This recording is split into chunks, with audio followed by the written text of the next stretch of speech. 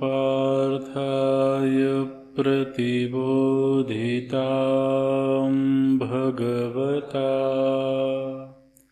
नारायणेन स्वयं व्यासेन ग्रथितां पुराणमुनिना मध्ये महाभारतम् अद्वैतामृतवर्षिणीं भगवतीम् अष्टादशाध्यायिनीम्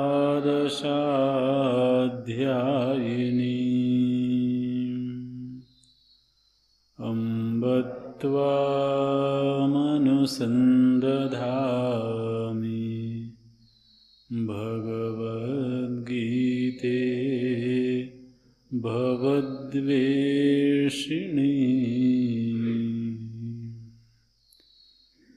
नमोऽस्तु ते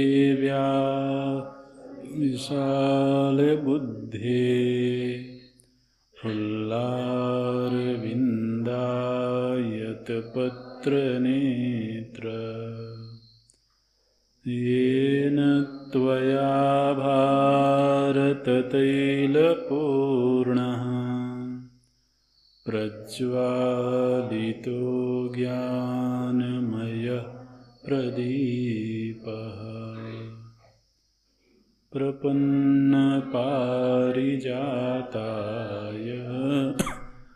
स्तोत्रवेत्रैकपाणये ज्ञानमुद्राय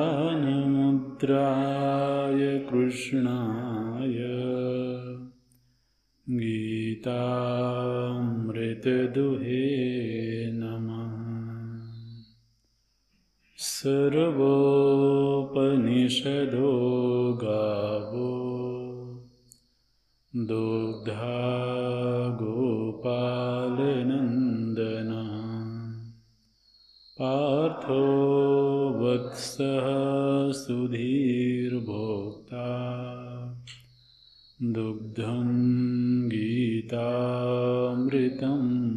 महत् वसुदेव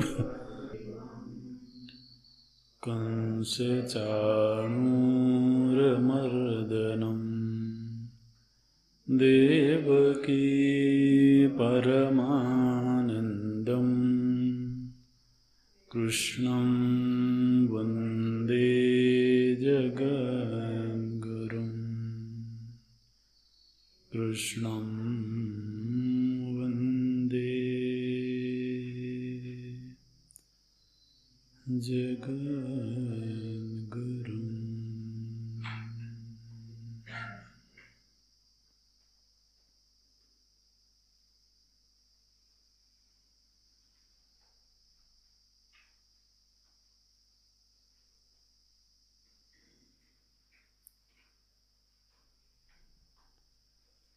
रागद्वेषवियुक्तैस्तु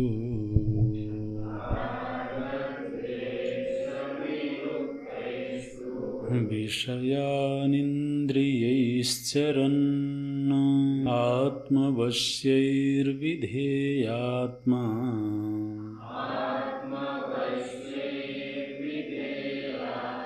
प्रसादमधिगच्छति।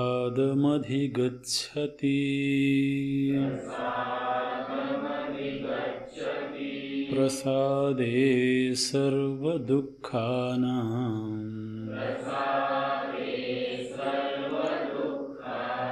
हानिरस्योपजायते।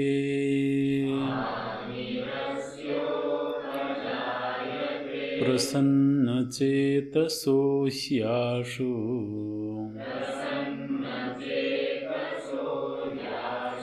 बुद्धिर्मय्यर्पिता। बुद्धिः पर्यवतिष्ठते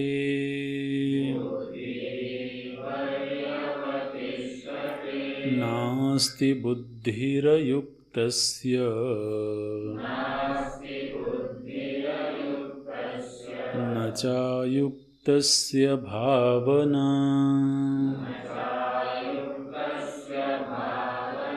न चाभावयतः शान्तिः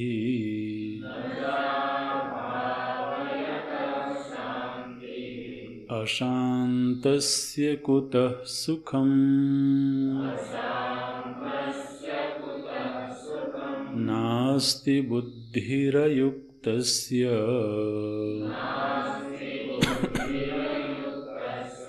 न चायुक्तस्य भावना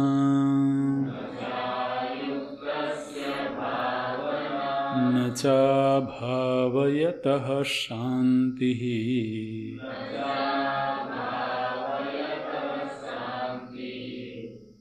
शान्तिः अशान्तस्य कुतः सुखम् इन्द्रियाणां हि चरताम् यन्मनोनुविधीयते तदस्य हरति प्रज्ञाम् वायुर्नावमिवाम्भसि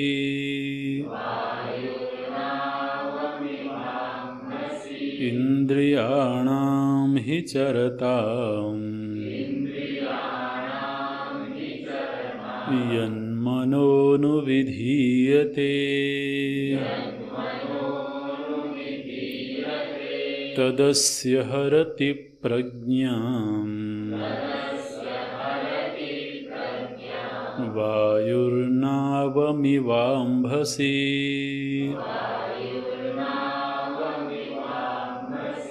तस्माद्यस्य महाबाहो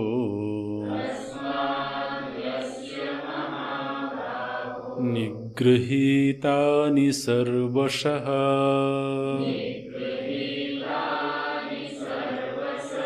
इन्द्रियाणीन्द्रियार्थेभ्यः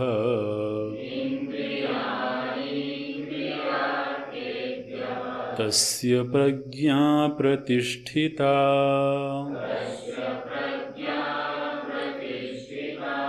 तस्माद्यस्य महाबाहो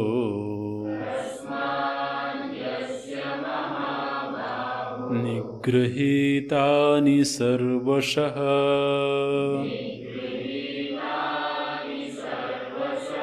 इन्द्रियाणीन्द्रियार्थेभ्यः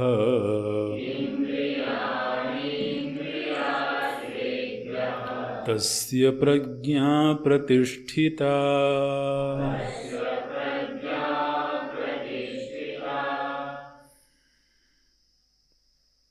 सा इयं प्रसन्नता स्तूयते न अस्ति न विद्यते न भवति इत्यर्थः।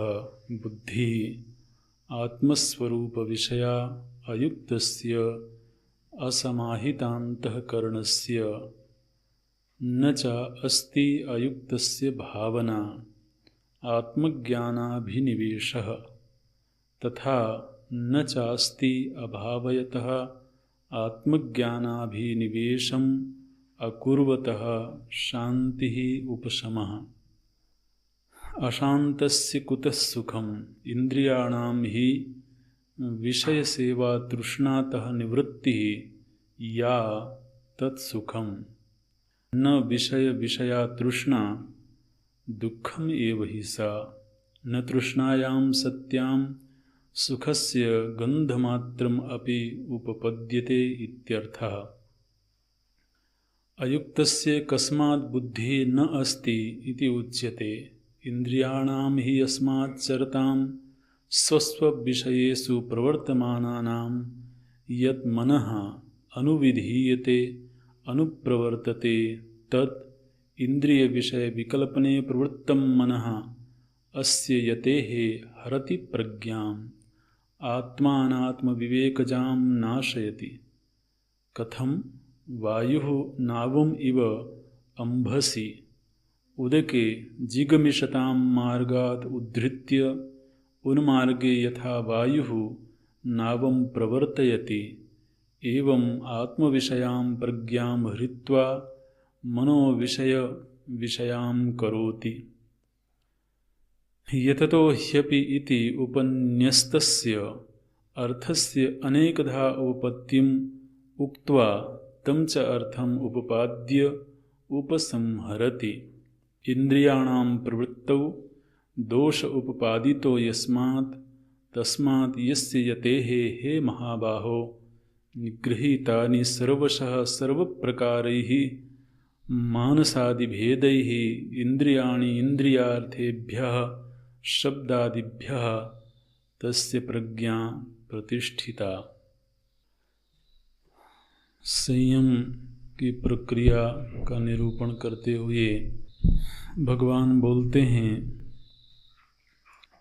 कि जो साधक आवश्यक विषयों में विचरण करता है, जरूरी भोगों को स्वीकार करता है, लेकिन ऐसा करते हुए भी जो राग द्वेष से प्रेरित नहीं है, हमने स्वभावगत पसंद नापसंद की स्थिति रहेगी, लेकिन पसंद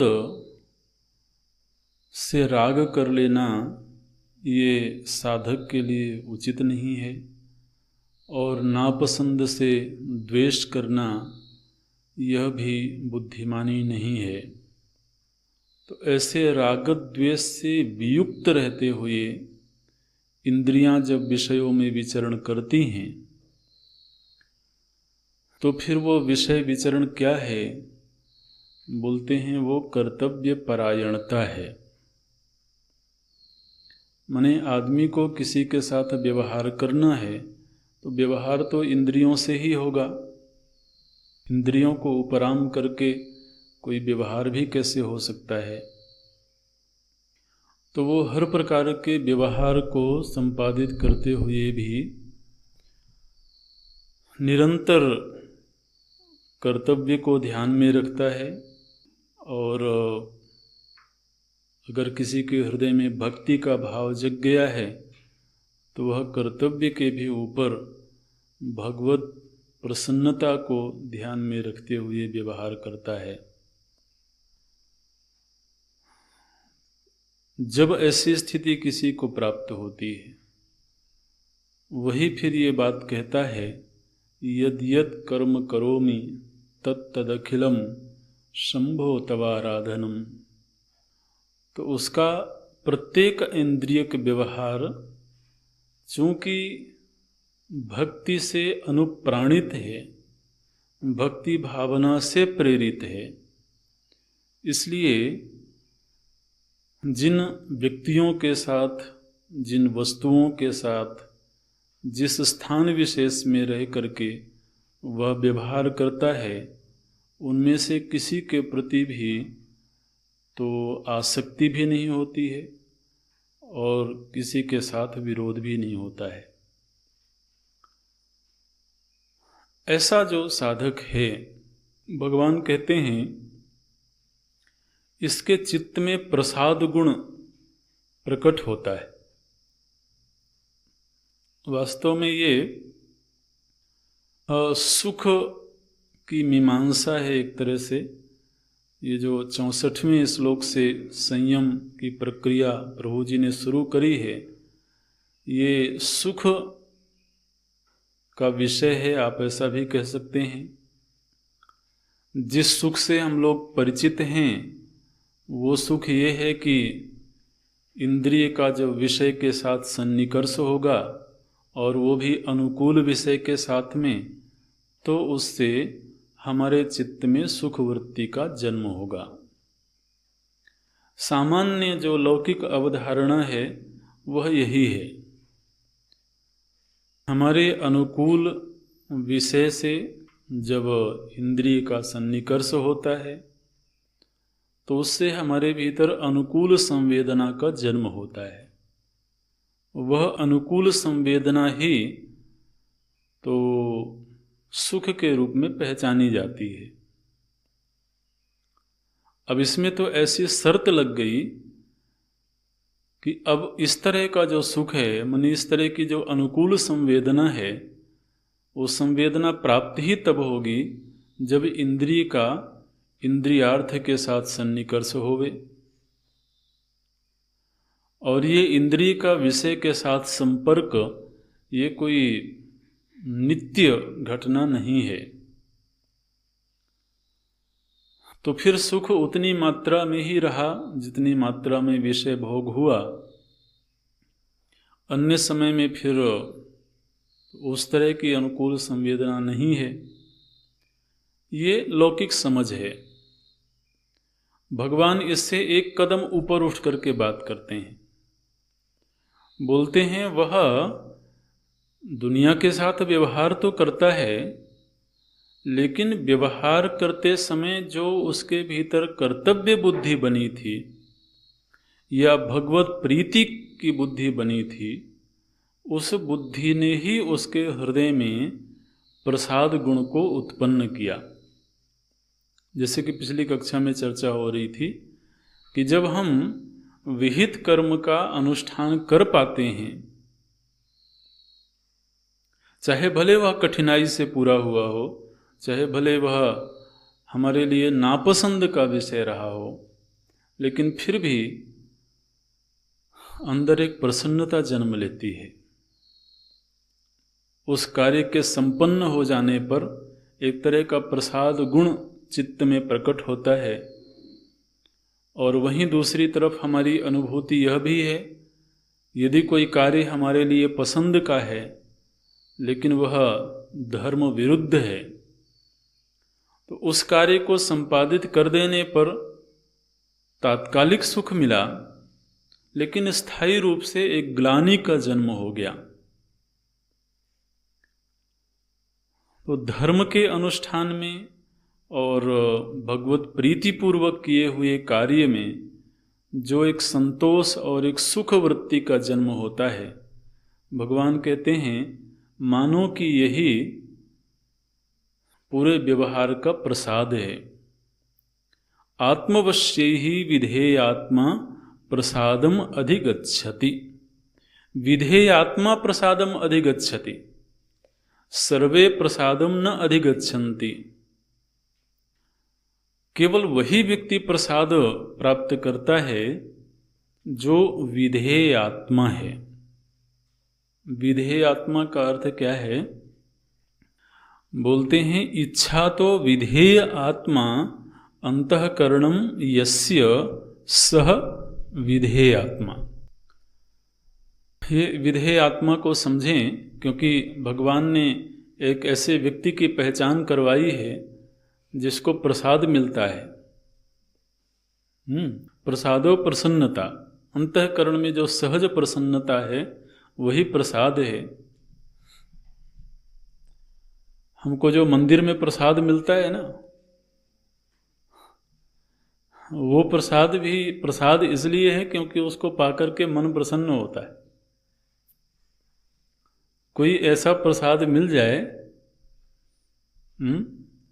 जो मन को दुखी कर दे, महात्मा जी ने भभूत उठा करके दे दिया, लो ग्रहण करो, तो बड़ा मुश्किल है। एक तरफ प्रसाद बुद्धि बनी हुई है तो छोड़ नहीं सकते, और ग्रहण करना भी मुश्किल है। तो प्रसादो प्रसन्नता, स्वास्थ्यम, मन का स्वास्थ्य, शरीर का नहीं, मन का स्वास्थ्य। मन का सहज प्रसन्न रहना ही मन का स्वास्थ्य है। देखिए भगवान भाष्यकार क्या बोलते हैं, बोले मन जिस समय सहज ही प्रसन्न हो बिना किसी निमित्त के, तो समझना कि मन अभी स्वस्थ है। और यदि वह किसी निमित्त के आने पर प्रसन्न होता हो तो पूरी तरह से स्वस्थ नहीं है। ऐसा जो प्रसाद है वो किसको मिलता है? भगवान ने कहा विधेय आत्मा अधिगच्छति। जो विधेय आत्मा है वही ऐसा प्रसाद पाने का अधिकारी है। ये विधेय आत्मा कौन है भाई? तो बोलते हैं जिसका मन उसकी आज्ञा में रहता हो।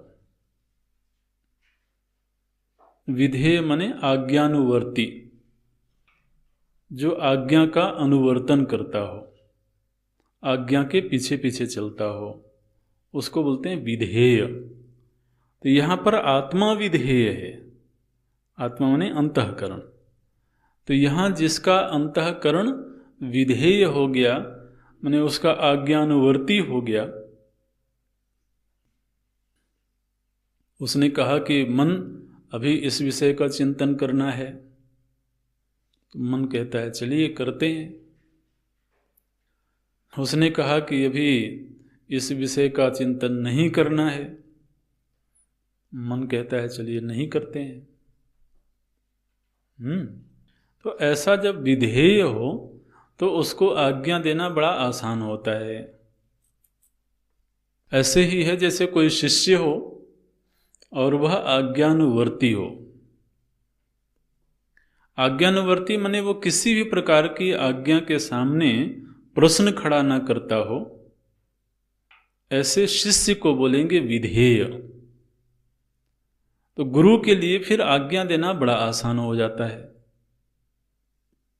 क्योंकि उसके भीतर एक विश्वास जग गया, एक भरोसा जग गया कि किसी भी प्रकार की कठिन से कठिन आज्ञा भी दी जाएगी तो ये सहजता से उसका संपादन करेगा, चाहे भले यह उसके लिए मुश्किल होवे। ऐसे ही अंतःकरण जब इस तरह का बन जाए, जो इस साधक के अधीन हो जाए, उस साधक को बोलते हैं विधेय आत्मा। नहीं, इसका ऐसे अर्थ समझना, अंतःकरण जिसका आज्ञानुवर्ती हो गया। यह जो विधेय आत्मा है यही प्रसाद को प्राप्त करता है। और अगर इसका उल्टा होवे तो मन हमारा आज्ञानुवर्ती नहीं है, बल्कि हम मन की आज्ञा में रहते हैं, तो फिर प्रसादम कदा अधिगच्छति, प्रसादम न अधिगच्छति। वो आगे भगवान खुद ही बोलेंगे। अच्छा, अब ऐसा प्रसाद जिसको मिला, बोलते हैं यह जो अंतःकरण की सहज प्रसन्नता है। ध्यान रखना, यहां पर जो प्रसन्नता है वो आत्म सुख नहीं है, ये अभी अंतःकरण के सुख की बात हो रही है।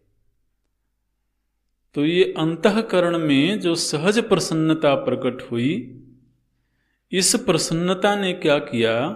बोले सर्व दुखानाम हानि ही उपजायते अस्य यते है। यह जो यत्न करने वाला साधक है, इस साधक के चित्त के सहज प्रसन्न हो जाने पर प्रसादे सति, प्रसाद उन्हें शर्त लग गई कि जिसको ऐसी प्रसन्नता प्राप्त हो जाए, इसमें एक क्रम है। तो बोलते हैं प्रसादे सति, जिसके मन में ऐसी प्रसन्नता, सहज प्रसन्नता प्रकट होने लगी। ये प्रसन्नता क्या करती है? बोले सर्व दुखानाम हानि उपजायते। तो यह प्रसन्नता समस्त दुखों को मिटा देती है। अब ये कैसे होगा भाई?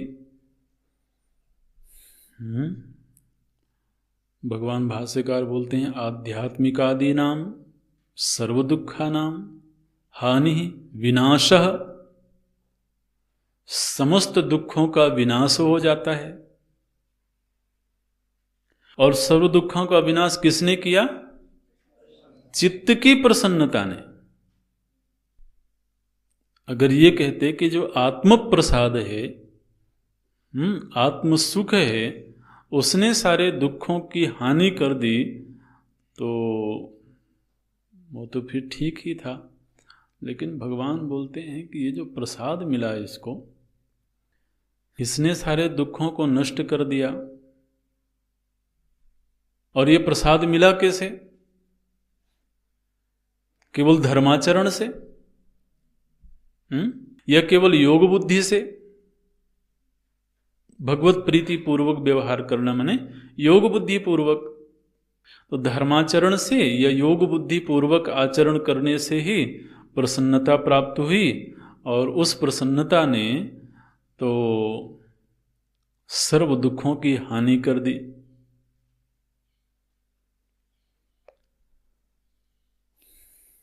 कैसे होगा भाई? आपको कुछ आता है?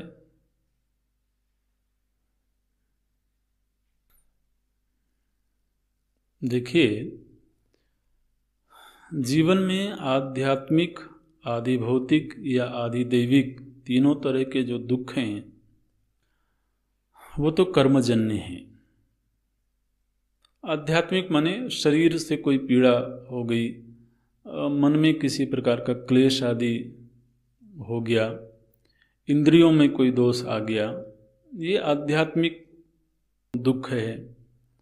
फिर हमारे आसपास की परिस्थिति है, लोग हैं, वहाँ से कोई कष्ट आ गया, वो आदि भौतिक क्लेश है। और फिर कभी दैवी आपदाएं आ गईं, अतिवृष्टि, अनावृष्टि, भूकंप आदि, ये सब आदि दैविक ताप हैं। तब तीनों ही तरह के जो ताप हैं ये तो कर्मजन्य हैं, कर्म से आते हैं। तब शरीर में कोई बीमारी आ गई तो अब वो तो कर्मजन्य है। चित्त की प्रसन्नता में ये सामर्थ्य तो नहीं है कि वह उस कर्म को मिटा दे या कर्म से उत्पन्न हुई परिस्थिति को मिटा दे। तो फिर भगवान कहते हैं सर्व दुखानाम हानि ही उपजायते। और ये कोई साधारण व्यक्ति के द्वारा बोला हुआ वाक्य नहीं, स्वयं भगवद वचन है। सर्व दुखानाम हानि। तो वास्तव में बात यह है कि तीनों ही तरह के जो ताप हैं ये अंततः फलीभूत होते हैं अंतःकरण में। माने कोई भी परिस्थिति, चाहे वह सुख रूप होवे या दुख रूप होवे, ये सुख और दुख ये दोनों अंतःकरण के धर्म हैं। ठीक है? ये सुख दुख ना तो शरीर का धर्म है, ना परिस्थिति का धर्म है, ना बाह्य प्रकृति का धर्म है।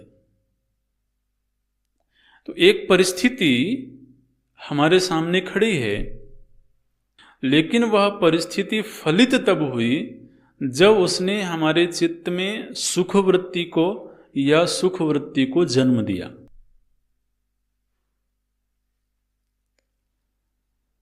अगर तो हमारे चित्त में सुख या दुख कोई भी वृत्ति उत्पन्न नहीं हुई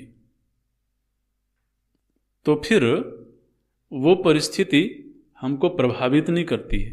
परिस्थिति के प्रभावित करने का मतलब है चित्त में सुखाकार वृत्ति या दुखाकार वृत्ति का उदय होना। अच्छा, अगर यह विज्ञान समझ में आता है तो ऐसा देखा जाता है कि यदि तो हमारा अंतःकरण सहज ही प्रसन्न है तो उस प्रसन्नता के वातावरण में, आंतरिक प्रसन्नता के वातावरण में, बाहर की विकट परिस्थिति भी हमारे चित्त में दुख को उत्पन्न नहीं कर सकती। माने एक ही तरह की बीमारी सभी के चित्त में एक ही तरह का क्लेश उत्पन्न नहीं करती है। परिस्थिति वही की वही होगी। एक व्यक्ति उस परिस्थिति में बहुत विचलित हो गया, एकदम से परेशान हो गया, वहीं एक दूसरा व्यक्ति है, परिस्थिति सेम है, लेकिन वो शांत है, स्थिर है। तो वास्तव में तो हमारा अंतःकरण जिस तरह का होता है, बाहर की परिस्थिति का वैसा ही उसके ऊपर प्रभाव पड़ता है। अब जैसे मान लीजिए गरीबी एक परिस्थिति है। गरीबी माने बाह्य संसाधनों का अभाव। अब बाह्य संसाधनों का अभाव किसी व्यक्ति को बहुत पीड़ा दे सकता है। गोस्वामी जी ने कहा, नहीं दरिद्र सम दुख जग माही। दरिद्रता से बड़ा कोई दुख नहीं है। और वहीं कोई संत हैं, कोई परम विरक्त संत हैं, बाहर बाह्य संसाधन नहीं है उनके पास में, तो पता चला एक ही वस्त्र में वो कई दिन तक गुजर बसर कर रहे हैं। एक ही झोपड़ी है, उसमें कोई खाने पीने की भी व्यवस्था नहीं है। तो एक जो गरीब व्यक्ति है, जो गरीबी से परेशान है, दुखी हो रहा है, माने उसके पास संसाधनों का अभाव है, बिल्कुल वैसी ही वैसी परिस्थिति एक संत के पास में भी है। उसके पास भी संसाधनों का अभाव है, लेकिन जो परिस्थिति एक व्यक्ति को बहुत पीड़ा दे रही है, वही परिस्थिति दूसरे के चित्त में कोई पीड़ा नहीं उत्पन्न कर रही है। इसका मतलब है कि बाहर की किसी भी प्रकार की पीड़ा, किसी भी प्रकार का कष्ट वास्तव में कष्ट रूप तब होता है जब वह चित्त में कष्ट को जन्म देवे। तो भगवान क्या कह रहे हैं, जिसका चित्त सहज प्रसन्न रहने का अभ्यासी हो गया, बाहर की विकट से विकट परिस्थिति भी उसके चित्त में दुख को उत्पन्न करने में असमर्थ हो गई, ये बोलते हैं। प्रसादे सर्व दुखानाम हानि ही अस्य उपजायते। माने बाहर की कोई भी परिस्थिति दुख रूपी फल को प्रकट करने में असमर्थ हो गई है। क्यों? क्योंकि जिस अंतःकरण में वो दुख को उत्पन्न कर सकती थी, उस अंतःकरण में पहले से ही प्रसन्नता का वास है, और वो प्रसन्नता किसी परिस्थिति से नहीं आई है, बल्कि वो सहज प्रसन्नता है। वो धर्मानुष्ठान से, ईश्वराराधना से प्राप्त प्रसन्नता है। वह जो ईश्वराराधना से प्राप्त प्रसन्नता है, उस प्रसन्नता को खंडित करने की सामर्थ्य किसी भी बाह्य परिस्थिति में नहीं है।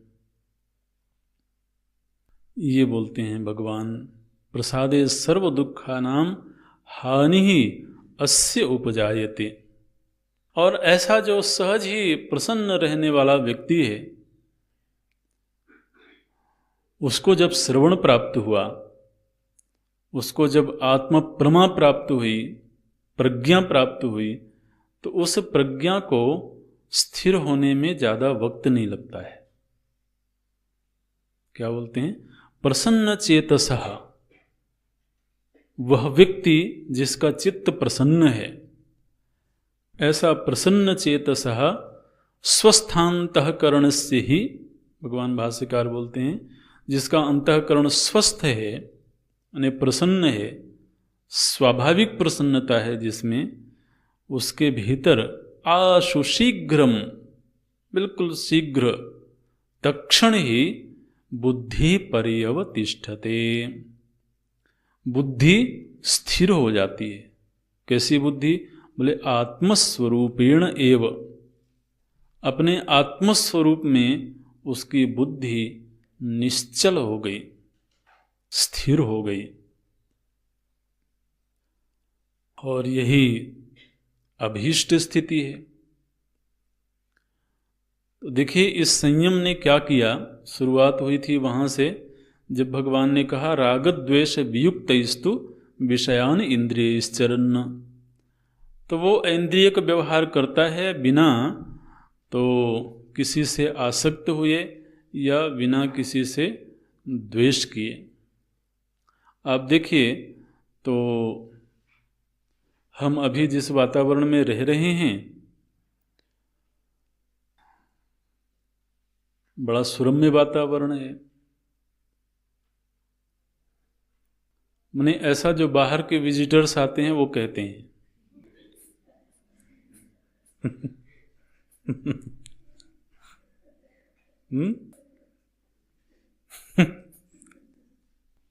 अब आप क्या कहते हो हमको नहीं मालूम।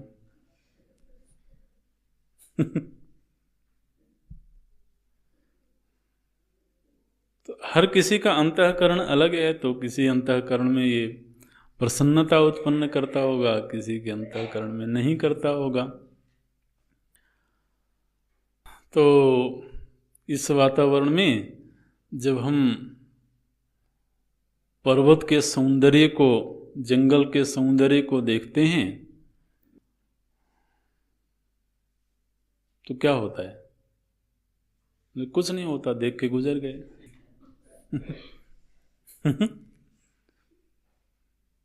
अच्छा लगा, हमको अच्छा लगा, पसंद आया, लेकिन उनमें से किसी भी दृश्य से हमारी आसक्ति नहीं हुई।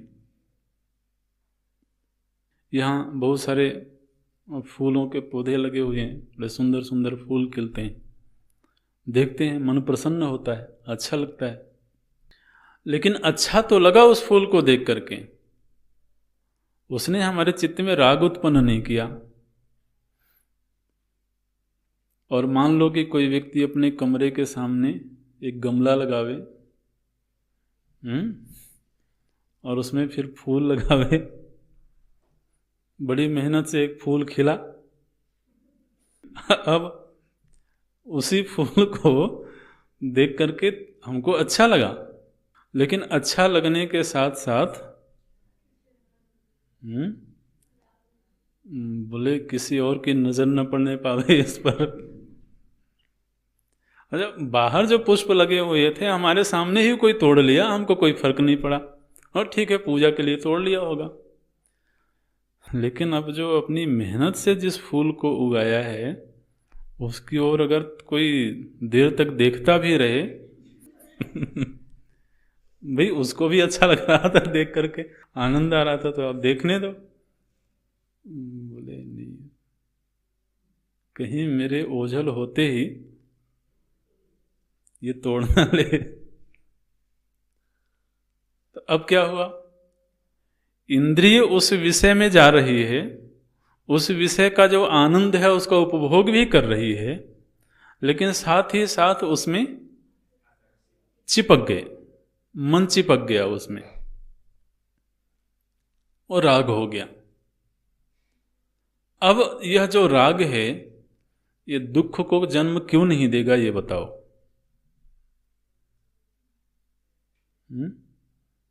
जन्म तो देगा। अब आप सोचिए, कोई ऐसा संत है जो सारे प्रकृति के सौंदर्य को देखता है, जो सारी दुनिया के लोगों के साथ व्यवहार करता है, लेकिन उसका मन कहीं किसी से भी चिपका नहीं, राग नहीं हुआ, और सारे जगत के साथ व्यवहार करते हुए भी उसके मन को कोई दुख नहीं पहुंचा सकता है। प्रसन्न चेतस, उसको बोलते हैं प्रसन्न चेतस। ऐसा जो प्रसन्न चेतस व्यक्ति है, भगवान कहते हैं उसको बड़ी आसानी होती है आत्म प्रमा को धारण करने में। प्रसन्न चेतसः हि आशु बुद्धि पर्यवतिष्ठते। ये प्रसन्नता तो महाराज हमारे हाथ में है, ये तो हम प्राप्त कर सकते हैं। धर्मानुष्ठान करते हुए, ईश्वर आराधन करते हुए, ये प्रसन्नता तो, चूंकि यह उत्पन्न होने वाली प्रसन्नता है, ध्यान रखें, ये निर्माण हुई प्रसन्नता है, ये आत्मा की स्वाभाविक आनंद की स्थिति नहीं है। इस स्थिति का निर्माण किया गया है धर्मानुष्ठान से, ईश्वर आराधन से। तो यदि कोई चीज निर्माण से प्राप्त होगी, इसका मतलब है कि हमारे पास में भी यह स्वातंत्र्य है कि हम उसका निर्माण कर सकें। ये तो आंतरिक विकास का तरीका है। और ऐसे प्रसन्न चित्त में जो आत्मप्रज्ञा की प्राप्ति हुई, फिर उस आत्मप्रज्ञा से जो चिर आनंद है, जो आत्मस्वरूप आनंद है, स्वरूपभूत आनंद है, फिर उस आनंद की स्थिति प्राप्त होती है। लेकिन उस स्थिति में पहुंचने से पहले चित्त का आनंद चाहिए, अंतःकरण की प्रसन्नता चाहिए।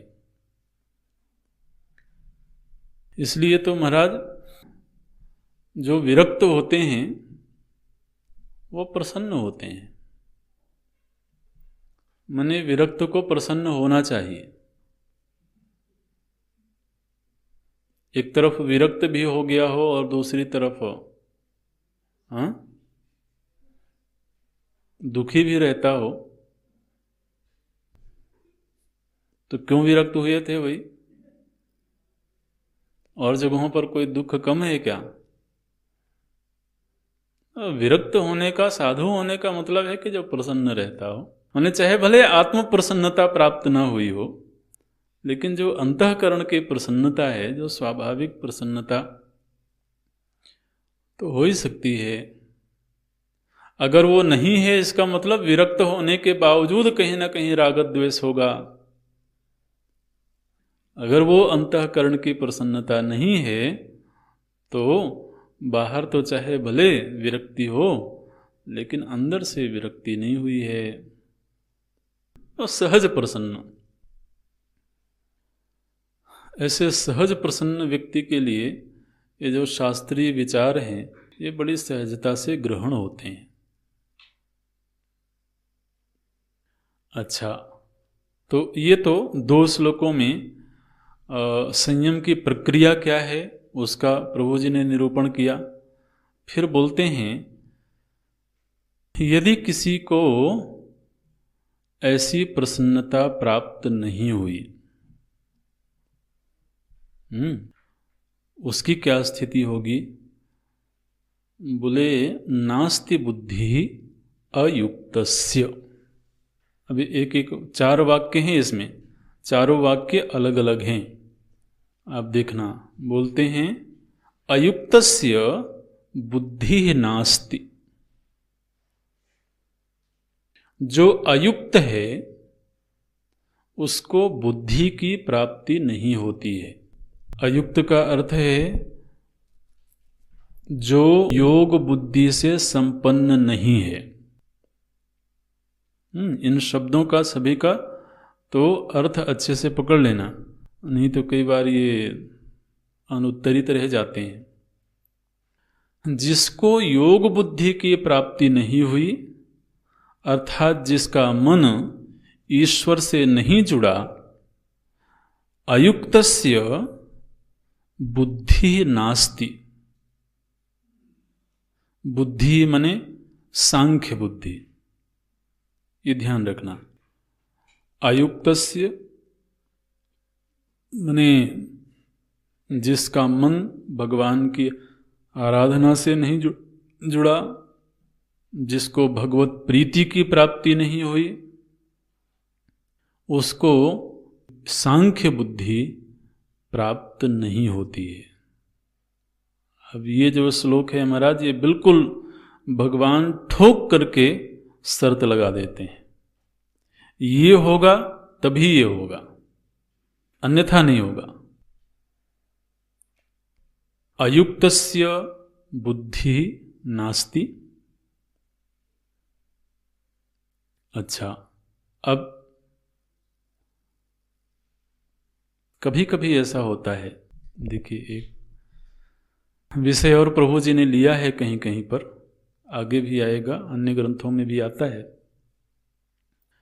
कभी कभी ऐसा होता है कि किसी का अंतःकरण मानो कि बहुत शुद्ध नहीं हुआ, बहुत एकाग्र नहीं हुआ, उसमें भगवत भक्ति नहीं है। इसके बावजूद अगर उसको समर्थ आचार्य की प्राप्ति हो जाए तो श्रवण काल में, अन्य काल में नहीं, श्रवण काल में उसको सांख्य बुद्धि की प्राप्ति हो सकती है। माने आत्मा के विषय में जैसा समझाया गया, आत्मा साक्षी है ये बताया गया, तो उसको तुरंत ये लगा कि हां आत्मा साक्षी है। उसमें शास्त्र बल और आचार्य बल,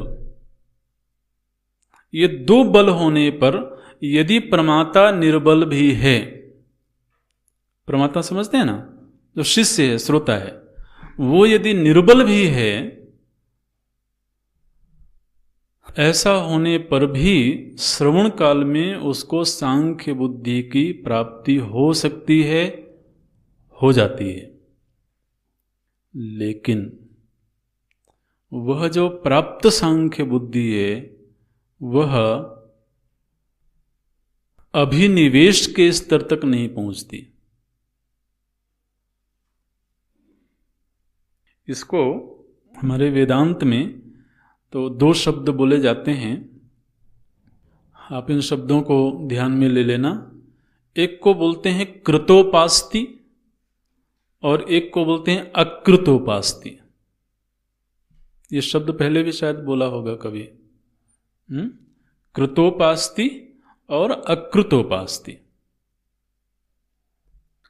कृतोपास्ति माने जिसने, इन शब्दों को समझना, पंचदशी में ये शब्द आते हैं, बोलते हैं कि जिसने अपने जीवन में धर्मानुष्ठान किया, फिर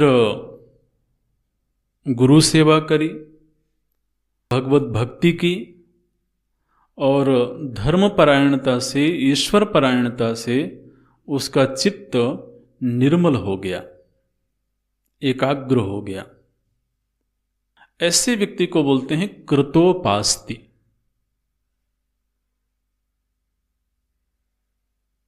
दूसरा एक श्रोता है जो श्रवण में तो बैठा हुआ है, प्रमाण व्यापार हो रहा है, लेकिन प्रमाण व्यापार होने से पहले उसने धर्मानुष्ठान नहीं किया। माने ध्यान देना, ये दोनों ही प्रमाण व्यापार कर रहे हैं, दोनों ही श्रवण में उपस्थित हैं। जिसने धर्मानुष्ठान, ईश्वराराधना करके अपने अंतःकरण को निर्मल किया है, एकाग्र किया है, और भगवत कृपा से उसके पूर्व के जन्मों के पुण्यों के प्रभाव से एक ऐसा व्यक्ति भी प्रमाण व्यापार प्राप्त कर लिया जिसने अंतःकरण को शुद्ध नहीं किया है, उसको बोलते हैं अकृतोपास्ति। श्रवण दोनों को उपलब्ध हो रहा है, समर्थ आचार्य से श्रवण उपलब्ध हुआ, तो बोलते हैं कि संभव है कि श्रवण काल में दोनों को सांख्य बुद्धि की प्राप्ति हो जाए, माने आत्म प्रमा प्राप्त हो जाए। कृतोपास्ति को जो आत्म प्रमा प्राप्त हुई, वह प्रमा स्थायी हो गई, स्थिर हो गई। एक बार हम पूज्य महाराज श्री को पढ़ रहे थे, पूज्य स्वामी अखंडानंद जी महाराज जी को, तो उन्होंने एक जगह पर ये बात कही, बोले कि मैं एक संत के पास गया और उनके साथ सत्संग होता रहा, बड़े समर्थ संत थे। तो सत्संग में मुझे उन्होंने बड़ी जोर से एक बात कही। अब देखो, ये किसी अनुभव संपन्न महापुरुष की बात है। बोले उन्होंने मुझे बड़ी जोर से ये बात कही कि तुम जीव नहीं हो, ब्रह्म हो, और आज से तुम अपने आप को जीव नहीं मानना। महाराज जी बोले उस क्षण से लेकर के मेरे जीवन में कभी भी जीव भाव नहीं आया।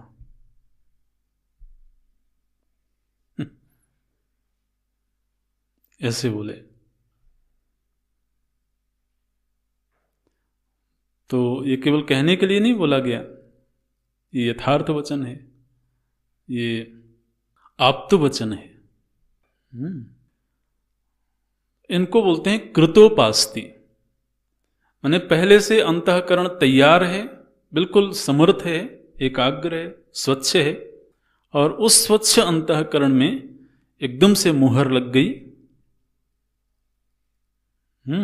ब्रह्म प्रमा की मुहर लग गई और वो मुहर स्थायी हो गई। वहीं अभी अंतःकरण उतना स्वच्छ नहीं हुआ, निर्मल नहीं हुआ, तो मुहर लगी तो सही, लेकिन वो धुंधली हो गई। श्रवण से जैसे ही उपराम हुआ, वैसे ही फिर से वह उसी तरह के व्यवहार में वर्तन करने लगा, जीव भाव में रह करके। तो अभिनिवेश हो जाने का मतलब है कि जिस तरह की प्रमा श्रवण काल में प्राप्त हुई, अब वह अपने आप को उसी रूप में हर वक्त समझता है। इसको भगवान बोलते हैं यहां पर भावना। भगवान ने क्या कहा कि सांख्य बुद्धि प्राप्त हुई, लेकिन वह सांख्य बुद्धि अभिनिवेश के स्तर तक नहीं पहुंची। भगवान भाष्यकार कैसे व्याख्या करते हैं, बोले अयुक्तस्य असमाहित अंतःकरणस्य, जिसका अंतःकरण समाहित नहीं हुआ, निर्मल नहीं हुआ, न च अस्ति अयुक्तस्य भावना। भावना का अर्थ क्या करते हैं, आत्मज्ञान अभिनिवेशः, माने जो आत्मज्ञान उसको प्राप्त हुआ, उस आत्मज्ञान में उसका अभिनिवेश नहीं हुआ। अभिनिवेश शब्द को समझना। अभिनिवेश शब्द क्या है, ये योग दर्शन में भी आता है। जैसे निवेश शब्द है, विष धातु से बना है, तो उसमें जैसे बनता है प्रवेश, निवेश, तो कहीं पर प्रविष्ट हो जाना, कहीं पर स्थिर हो जाना। अभिनिवेश माने पूरी तरह से उसमें सन्निविष्ट हो जाना, प्रविष्ट हो जाना। तो जैसे आज के दिन हमारा अभिनिवेश हो रखा है शरीर में, तो हम क्या कहते हैं, मैं मनुष्य हूं। ये जो मैं मनुष्य हूं, ये जो वक्तव्य है ना, ये वक्तव्य अभिनिवेश का परिणाम है। जो चैतन्य तत्व है, उस चैतन्य तत्व का शरीर के साथ में पूरी तरीके से एकात्मता हो गई, माने वह चैतन्य तत्व है शरीर में पूरी तरह से प्रविष्ट हो गया। तो इस अभिनिवेश के परिणाम स्वरूप हम अपने आप को मनुष्य के रूप में अनुभव कर रहे हैं।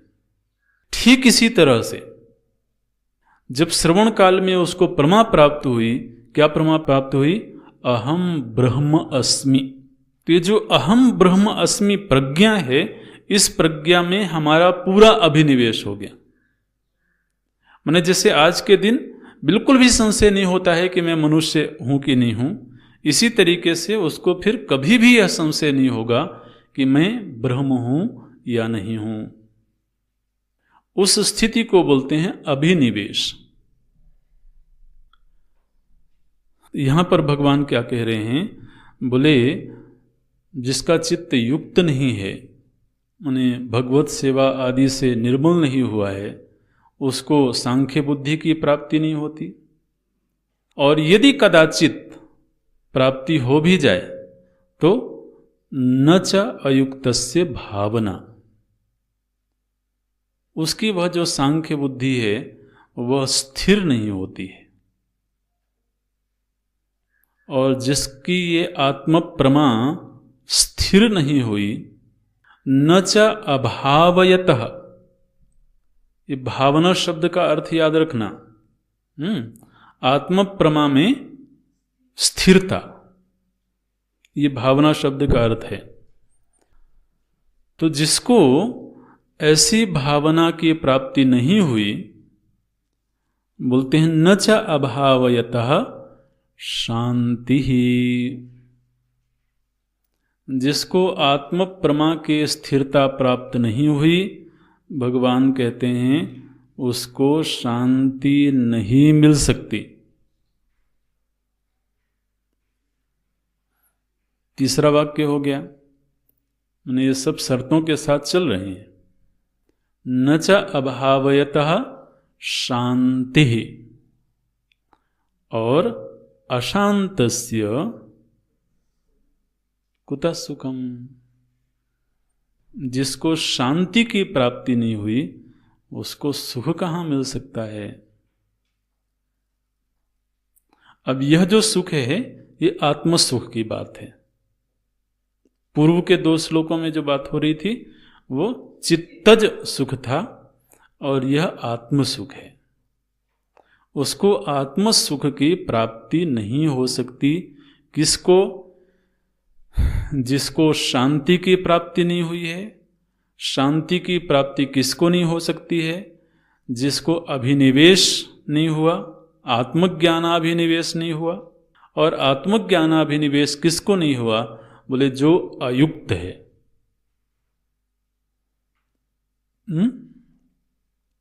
अब इसमें समीकरण क्या बनेगा? युक्त तो भावना, ऐसे क्रम जोड़ना। ये तो जिसको नहीं हो रहा है उसकी बात कर रहे हैं, लेकिन पॉजिटिव सेंस में जब इस पर विचार करेंगे तो क्या होगा? जो युक्त है उसको भावना की प्राप्ति हुई, जिसको भावना की प्राप्ति हुई उसको शांति प्राप्त हुई, और जिसको शांति प्राप्ति हुई उसी को सुख मिला। ये बोलते हैं। ये भगवान ने ऐसे कैसे कह दिया भाई कि उसको शांति नहीं मिलती है?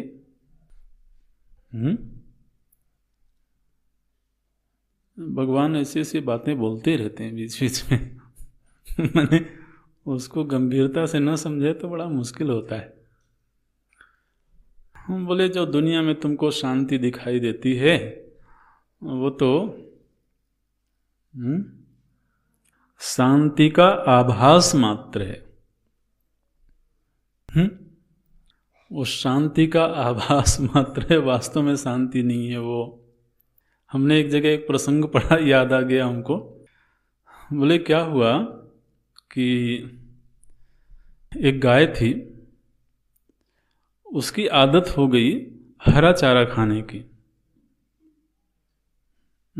हरी घास खाने की आदत हो गई उसको।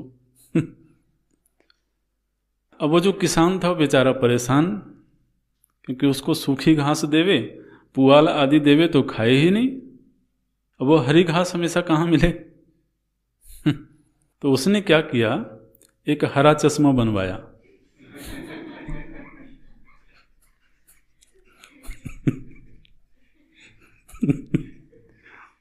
और उसकी आंख में लगा दिया।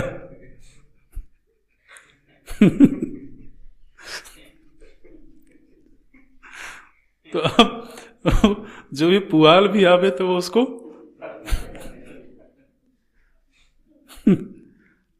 अब उसको तो नेत्र से मतलब था, हरा दिखाई देवे, और उसके प्रति तो बहुत बात थी नहीं। तो उसको हरियाली दिखनी चाहिए सामने। यह प्रसंग क्यों याद आया? बोले हरियाली है नहीं, लेकिन वो चश्मा ऐसा लगा लिया कि हरियाली दिखती है। देखिए भगवान भाष्यकार कैसे व्याख्या करते हैं। बोले अशांतस्य कुसुखम, ये अशांत को सुख कहाँ मिल सकता है, इसकी व्याख्या देखना। बोले देखो, इंद्रियाणाम ही विषय सेवा तृष्णातः निवृत्ति ही तत्सुखम। अच्छा आप बताइए, आप सुख की व्याख्या कैसे करते हैं? बोले सुख की व्याख्या ऐसे करते हैं कि एक विषय की हमारे मन में प्यास जगी, तृष्णा जगी।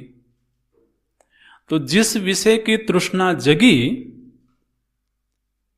वो तृष्णा जब तक है तब तक सुख नहीं है। सुख कब उत्पन्न हुआ? जब वो विषय मिल गया।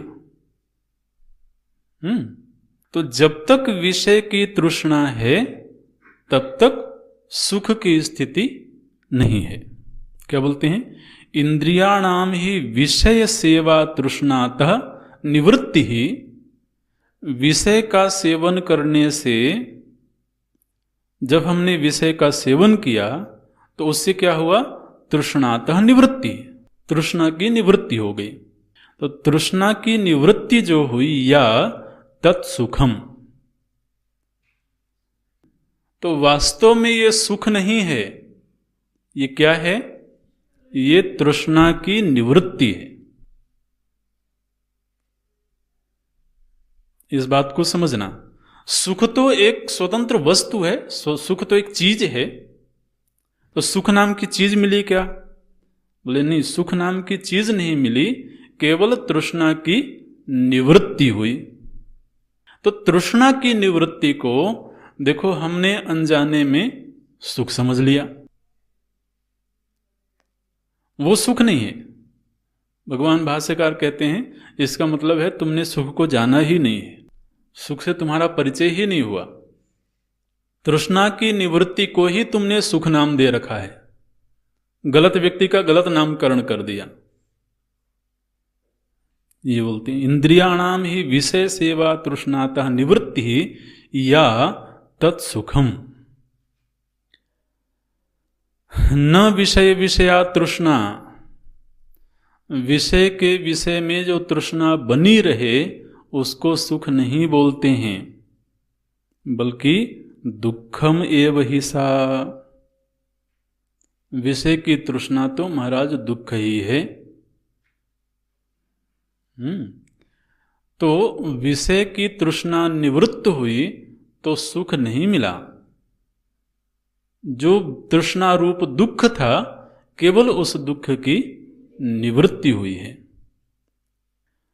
और तुम बताओ, विषय भोग करते हुए जीवन में कभी कोई ऐसा पड़ाव आया जब ये दावा कर सको कि अब मेरे भीतर की समस्त तृष्णाएं समाप्त हो गई?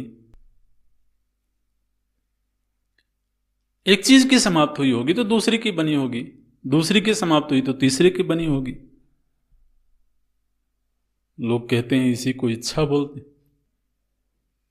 और इच्छा ही जीवन की पहचान है, ऐसे लोग बोलते हैं। इच्छा जीवन की पहचान है, माने आप क्या व्याख्या कर रहे हो कि तृष्णा ही जीवन की पहचान है? तो जब तक जीवन में तृष्णा है तब तक जीवन में व्यवहार है, और तृष्णा को भगवान बोल देते हैं दुखम। तो वहां वास्तव में सुख नहीं है, सुख की एक काल्पनिक प्रतीति है।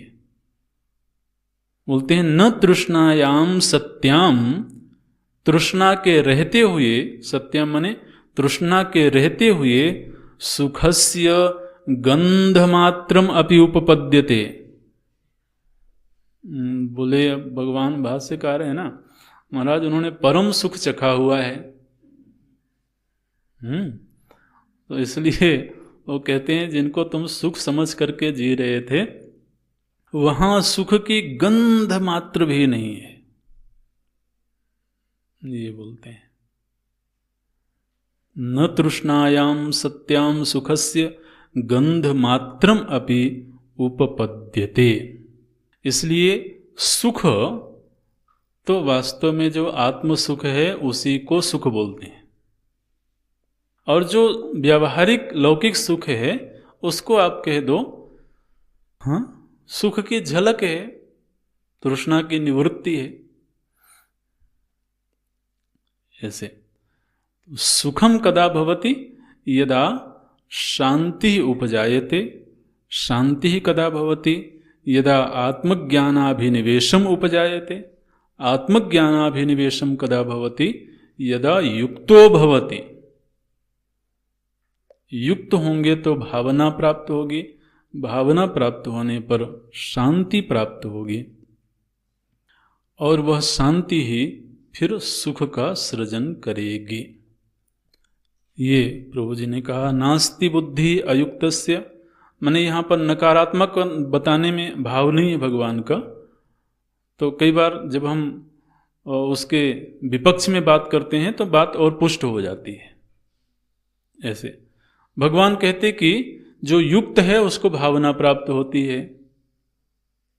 इससे ज्यादा प्रबल वाक्य क्या है कि युक्त नहीं होने पर भावना की प्राप्ति नहीं हो सकती। ये ज्यादा प्रबल वाक्य है। अब भगवान कहते कि जिसको शांति प्राप्त नहीं है उसको सुख नहीं मिला। तो हम सोच लेते कि थोड़ा तो मिलता ही होगा महाराज, इसलिए भगवान ने क्या कह दिया, अशांतस्य कुतः सुखम। जिसको शांति की स्थिति प्राप्त नहीं हुई उसको सुख के विषय में आप कैसे सोच सकते हो। तो यहाँ पर भगवान ने क्या कहा कि जो सांख्य बुद्धि है, उस सांख्य बुद्धि की स्थिरता तभी संभव है जब व्यक्ति युक्त हो गया हो, उपासना आदि के द्वारा अंतःकरण को शुद्ध कर लिया हो और जीवन में संयम होवे। अब भगवान उसी संयम को पुनः एक बार लेते हैं। हम बोले कि जिसको प्रमा प्राप्त हुई और वह भावना के स्तर तक नहीं पहुंची, लेकिन प्रमा प्राप्त हो गई उसको। पीछे भी प्रसंग आया था, उस प्रसंग को भगवान फिर से एक बार दोहराते हैं। बोले कि इस साधक की प्रमा का कोई हरण कर लेता है। ये प्रकरण पहले भी आया है।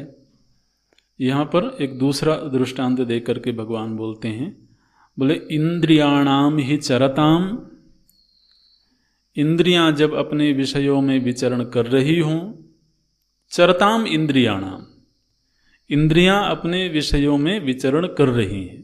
माने भगवान बार बार ये बात कहते हैं कि हम आपको ये नहीं कह रहे हैं कि आप समाधिस्थ होकर के बैठ जाओ। वो इस बात को स्वीकार करते हैं कि जीवन होगा तो व्यवहार तो रहेगा ही, लेकिन इंद्रियाणाम ही चरताम यत मनः अनुविधीयते। बोले विषय में तो मन, वो इंद्रियां जा रही थीं तो इंद्रियों को जाने देते। बोले समस्या कहाँ हुई, बोले इंद्रिय बड़ी देर तक जब अपने विषय को देखती रही तो महाराज इंद्रिय के साथ साथ मन भी चला गया।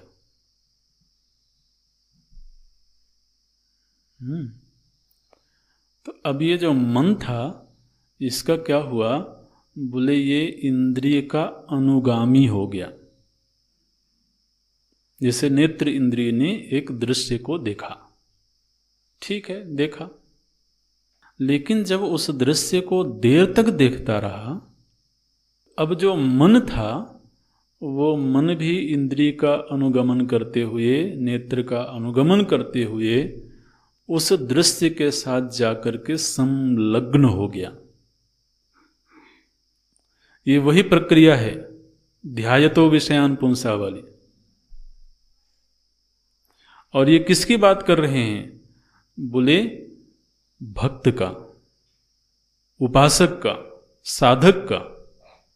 माने साधक के जीवन में एक संभावना भगवान दिखा रहे हैं। बोले इंद्रियाणाम ही चरताम यत मनः अनुविधीयते। भगवान भाष्यकार बोलते हैं इंद्रियाणाम ही अस्मात् चरताम, चरताम मने स्वस्व विषयेषु प्रवर्तमानानाम, जिसकी इंद्रियां अपने विषयों में प्रवर्तमान थी। अच्छा, इंद्रियां प्रवर्तमान थी, कोई बात नहीं। बोले यत मनः अनुविधीयते, तो उसका मन भी उसके पीछे चल पड़ा। अनुप्रवर्तते, वो इंद्रिय का अनुवर्तन करने लगा। इससे क्या हुआ, बोले इंद्रिय विषय विकल्पने प्रवृत्तम मनः यह जो इंद्रिय के विषय में लगा हुआ मन था, इस मन ने अपने ही भीतर की जो प्राप्त प्रमा थी, उस प्रमा का हरण कर लिया। बाहर से कोई हरण करने वाला आया नहीं, बाहर से कोई डकैत नहीं आया। तद अस्य, तत्, ये तत् शब्द बड़े महत्व का है इस श्लोक में। दूसरी पंक्ति में पहला ही शब्द है तत्। तत् माने वो मन। कौन सा मन? यत् मनः अनुविधीयते। ये यत् के साथ तत् जुड़ेगा।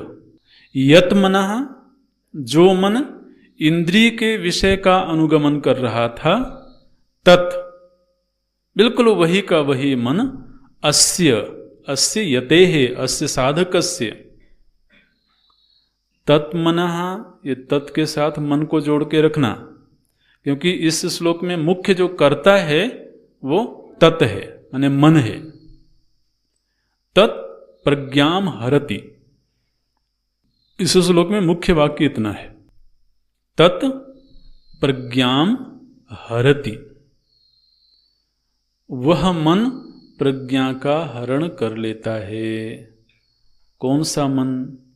बोले यत् मनः अनुविधीयते, जो मन इंद्रिय के विषय में विचरण करने लगा था, उसी मन ने महाराज अपने भीतर प्राप्त प्रज्ञा का हरण कर लिया।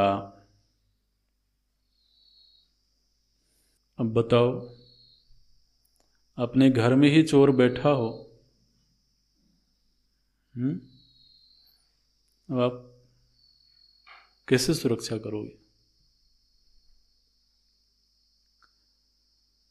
ये मन की स्थिति है। कैसे हरण कर लिया? तो दृष्टांत देते हैं भगवान, वायु नावम इव अंभसी।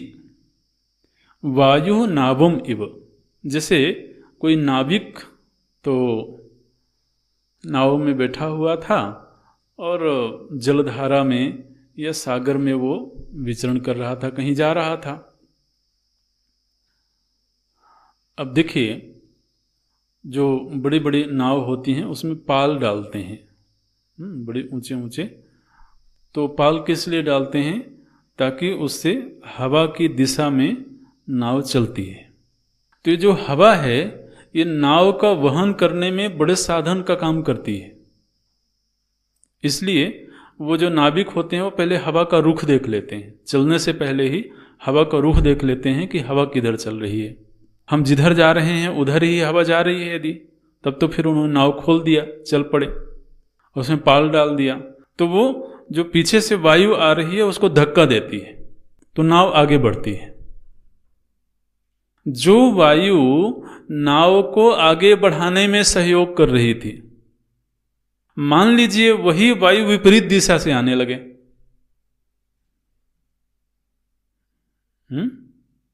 तो उसी वायु ने क्या किया? वह नौका का अपहरण कर लिया। अब नौका को जहां जाना चाहिए था उसके विपरीत दिशा में नाव चल पड़ी।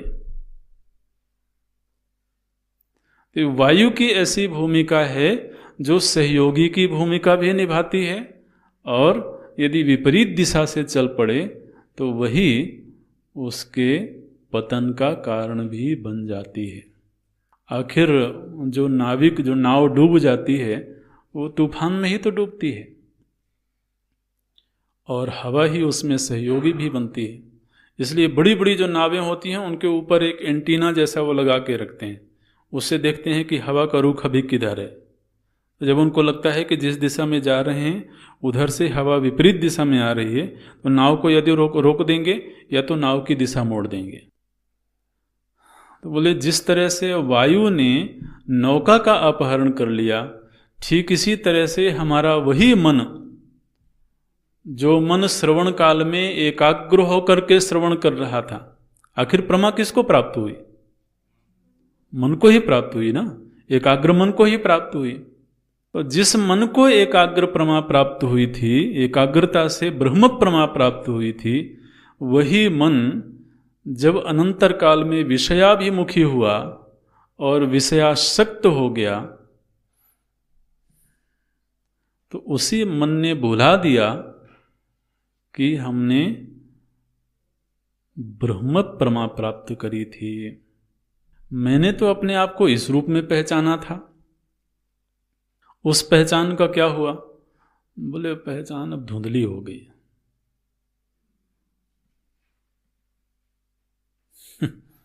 बोलते हैं तद अस्य हरति प्रज्ञाम, प्रज्ञाम हरति। ये तो बहुत बड़ी पूंजी का हरण कर लिया भाई। सब कुछ हरण नहीं करता है, केवल प्रज्ञाम हरति। बड़ी मुश्किल से तो कुछ ज्ञान प्राप्त हुआ था, और उस अनमोल प्राप्त ज्ञान को तो हरण कर लिया। इसलिए तो आप देखिए, ये तो सब आप लोगों की अनुभूतियां होंगी। श्रवण काल में बड़ी एकाग्रता होवे, मन लगा हो तो बातें समझ में आ जाती हैं। लेकिन श्रवण के अनंतर काल में जैसे ही व्यवहार में प्रवृत्ति हुई, वैसे ही फिर वो बोध कहाँ गया। इसलिए साधक को ये कोशिश करनी चाहिए कि श्रवण के तुरंत बाद बहुत ज़्यादा व्यवहार नहीं करना चाहिए। श्रवण के आरंभ में भी और श्रवण के अनंतर भी उसको तुरंत ही गपशप में लग जाना, ये बहुत ठीक नहीं है। अरे बड़ी मुश्किल से कोई प्रमा प्राप्त हुई, उसको स्थिर तो होने दो। स्थिर होने दिया नहीं, उसके पहले ही आंधी चल गई, तो कैसे स्थिर हो पाएगी? इसलिए कोशिश हो कि वो स्थिर हो। उसके लिए मन कम से कम व्यवहार करे, मन से कम तो गपशप में प्रवृत्ति होवे। कम से कम प्रमाण व्यापार काल जितना हो उतने काल तक तो संयम का अभ्यास करना ही चाहिए। तस्मात्, अब भगवान यहाँ पर इस संयम के प्रकरण का निगमन कर रहे हैं 68वें श्लोक में। तस्मात् यस्य हे महाबाहो, वो संबोधन करते हैं भगवान, हे महाबाहो, यस्य इंद्रियाणि इंद्रियेभ्यः निगृहीतानि। यह पूरा अन्वय कर लेना। तस्मात् हे महाबाहो, इसलिए हे महाबाहो, यस्य मने यस्य यतेः, यस्य साधकस्य, इंद्रियाणि सर्वशः इंद्रियार्थेभ्यः, एक दो इंद्रियार्थ से नहीं बल्कि सर्वशः इंद्रियार्थेभ्यः निगृहीतानि। जिसने अपनी इंद्रियों को समस्त इंद्रियार्थ से निग्रह कर रखा है, निग्रह कर रखा है का अर्थ आप जानते हैं, राग द्वेष वियुक्त होकर के व्यवहार करता है।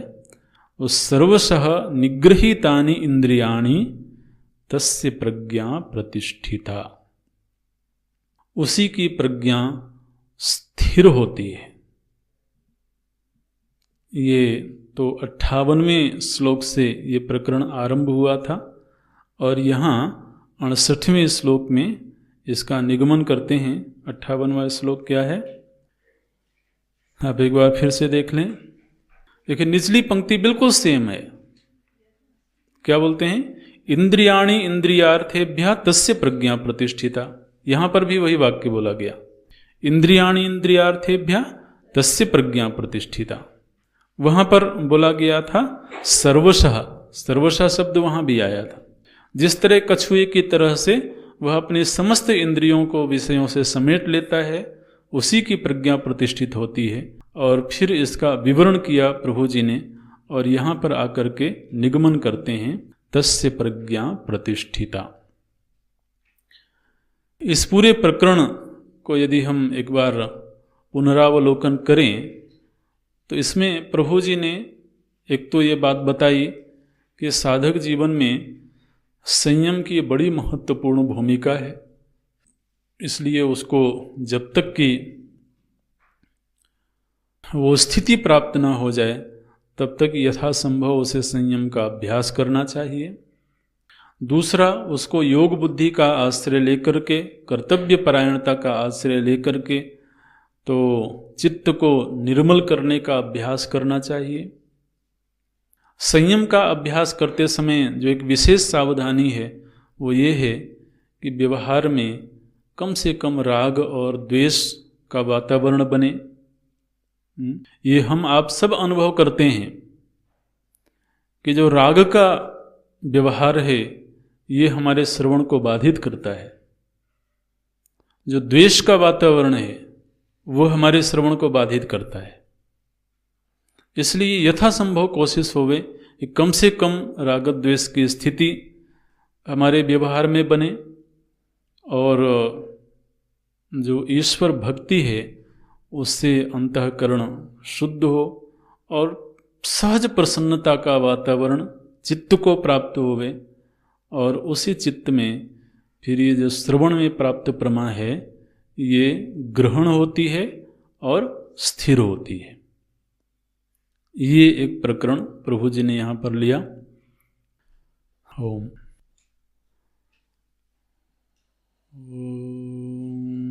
पूर्णमदः पूर्णमिदं पूर्णात् पूर्णमुदच्यते पूर्णस्य पूर्णमादाय पूर्णमेवावशिष्यते।